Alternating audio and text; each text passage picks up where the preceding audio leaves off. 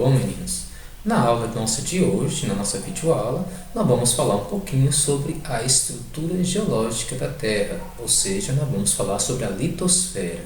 Tá? Então, nós vamos compreender um pouquinho a formação do nosso planeta. Só lembrando, nós estamos iniciando aí o nosso segundo bimestre, né? Volume 2 da apostila de Geografia, e nós iremos dar início nela a partir de agora, ok? Como nós podemos observar na imagem, a litosfera é essa camada bem fininha da Terra, ou seja, é como se fosse a casca da Terra, é onde nós estamos sobre ela. Essa parte aqui é a parte sólida do planeta. A que está abaixo aqui, ó, é a astenosfera, dando passagem aí para o magma, ou seja, a parte interna do planeta.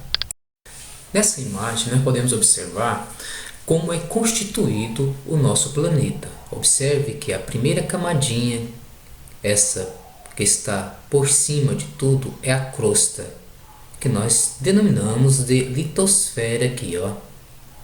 Abaixo da litosfera, nós temos essa camada de transição aqui que nós podemos observar, ó.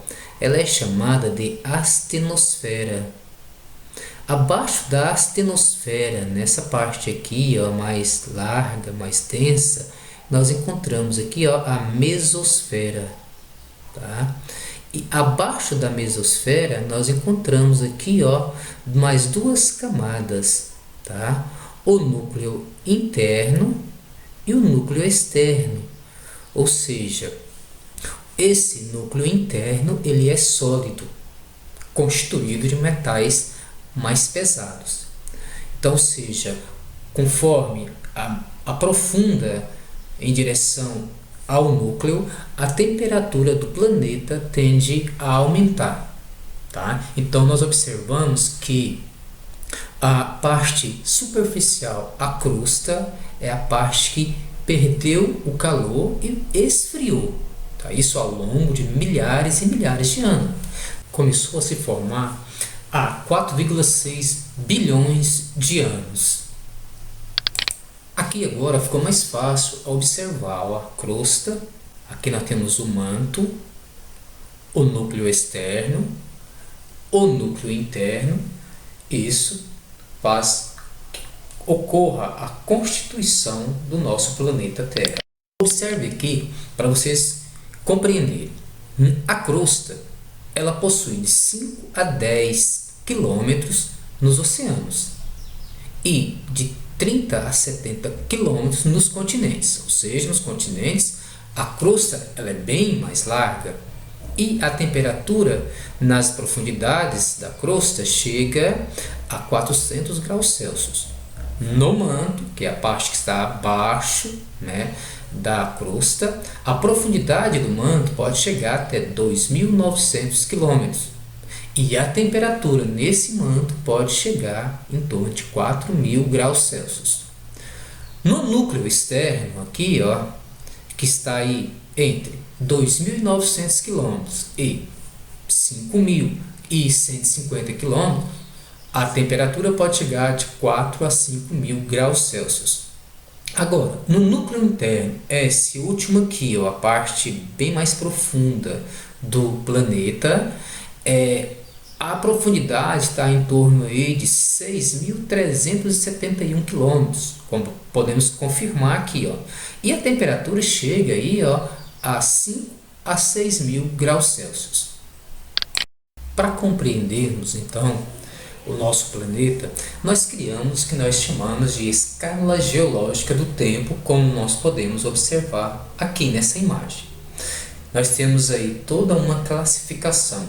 Essa escala do tempo geológico aqui, ele representa a linha de tempo desde o presente, com a existência humana, até a formação da Terra no tempo mais antigo, lá na era pré-cambriana. Então, ele é dividido em éons, eras, períodos, épocas e idade, que se baseiam nos grandes eventos geológicos da história do nosso planeta.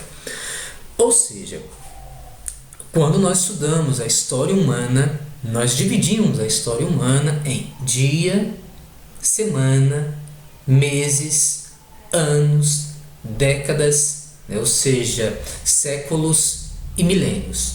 Mas para estudar o planeta, essa datação que levamos em consideração para estudar a história humana, ela não serve. Por que não serve? Porque o nosso planeta ele é muito antigo, né? Ou seja, ele é datado, geologicamente falando, de 4,6 bilhões de anos. Então, nós precisamos de uma escala diferenciada de tempo. Por isso, nós dividimos a história do nosso planeta nessas escalas que aqui está posta para vocês, desde a era pré-cambriana, passando aí pelo Paleozoico, pelo Mesozoico, pelo Cenozoico. Essa classificação aqui do lado escuro aqui, ó, ela é chamada de era. As eras são divididas em períodos, como você pode observar aqui ao lado, ó. A era paleozoica ela é dividida ou subdividida, né, em Permiano, né, o Carbonífero, Devoniano, Siluriano, Ordoviciano, enfim. Então ela é dividida em período, da mesma forma que a Mesozoica ela é dividida em Cretáceo, Jurássico, Triássico e o Cenozoico, Quaternário e Terciário. Quaternário aqui, né, onde alguns animais que nós já conhecemos aí, os mamíferos, né, eles vão surgir.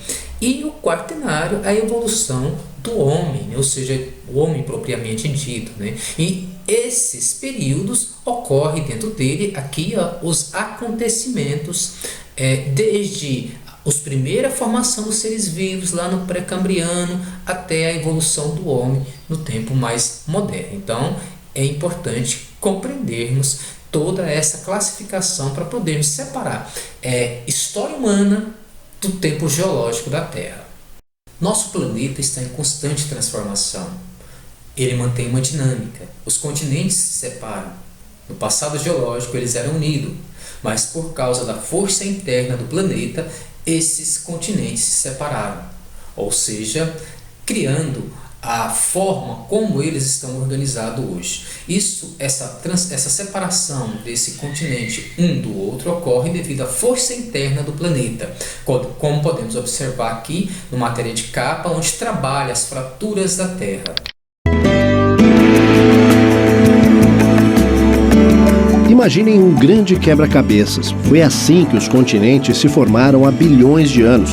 E se é verdade, como acreditam os cientistas, que a origem de tudo está no Big Bang, a grande explosão ocorrida há 13 bilhões e 700 milhões de anos, seria demais esperar que as peças do quebra-cabeças se ajeitassem de forma perfeita.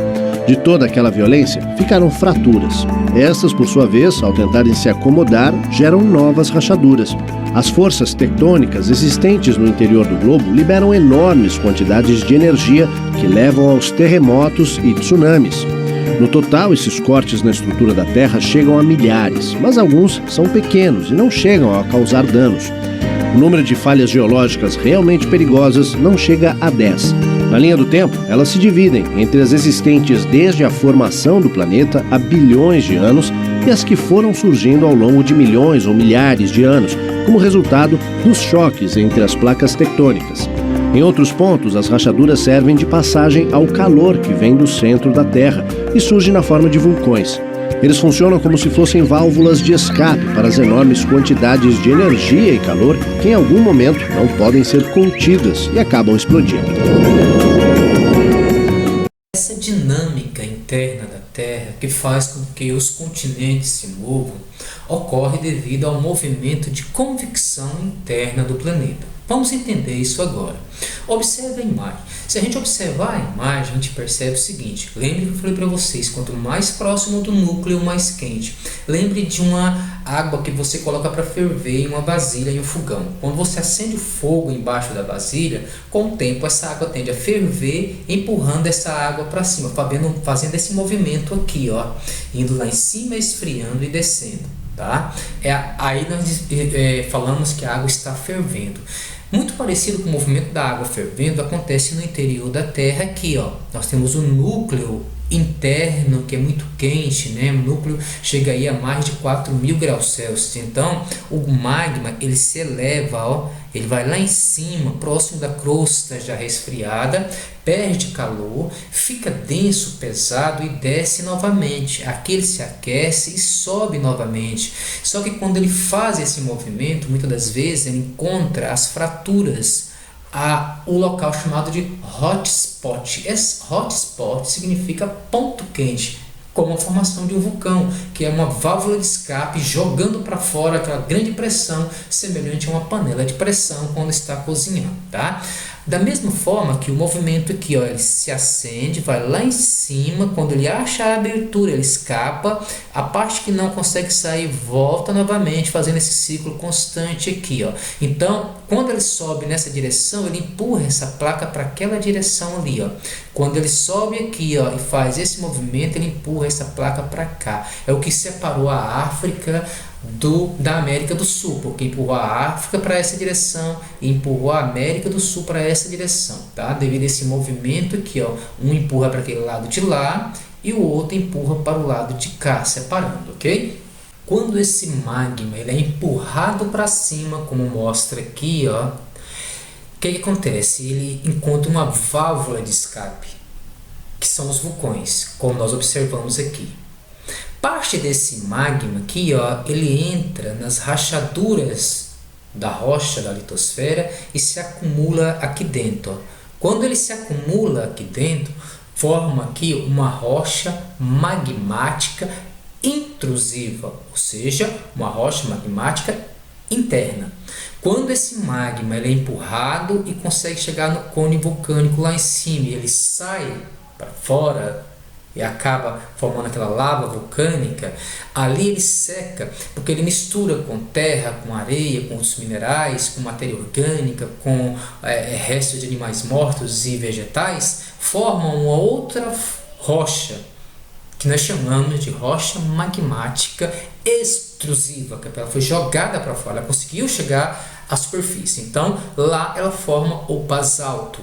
Aquela que se formou no interior, lá que encontrou uma rachadura, forma o granito. Agora vamos compreender a formação de rochas sedimentares. Observe a imagem. Essa imagem, você pode observar que toda essa formação aqui, ó, é a rocha magmática primeira, lá atrás que se formou. A rocha magmática também é chamada de rocha ígnea. Com o tempo ela vai sofrer alteração pela chuva, pelo vento, pelos seres vivos. Essa alteração cria sedimentos que vai ser empurrado, transportado pelo vento, pela chuva e acumulado nas partes baixas. Então vai haver o transporte dela de lá das partes altas para as partes baixas, acumulando. Ao longo de milhares de anos, essa acumulação ali, ó, que acumulou, a pressão, né, faz com que essa pressão se sedimente, que o sedimento se sedimente ao ponto de formar uma nova rocha. Um exemplo, a pedra de Amolar, cheia de areinha. Então, ele é cheia de vários sedimentos, né? Então, ou seja, ao longo de milhares e milhares de anos, essa rocha vai ser alterada a ponto de formar essa rocha sedimentar. Agora vamos compreender como se formam as rochas metamórficas.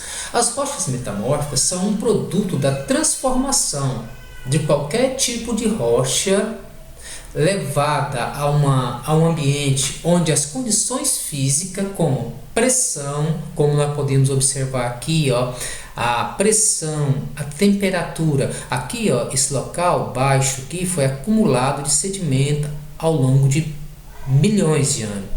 E aqui ele está em contato de uma área com a temperatura mais elevada, próximo do magma, e a pressão por causa do peso dessa camada que está aqui sobre essa parte aqui. Então essa região aqui vai sofrer um metamorfismo. Então temperatura e pressão, né, é fundamental na transformação dessa rocha, onde as rochas ela vai ocorrer o metamorfismo. Nesses ambientes, os minerais podem se tornar instáveis e reagir formando outros minerais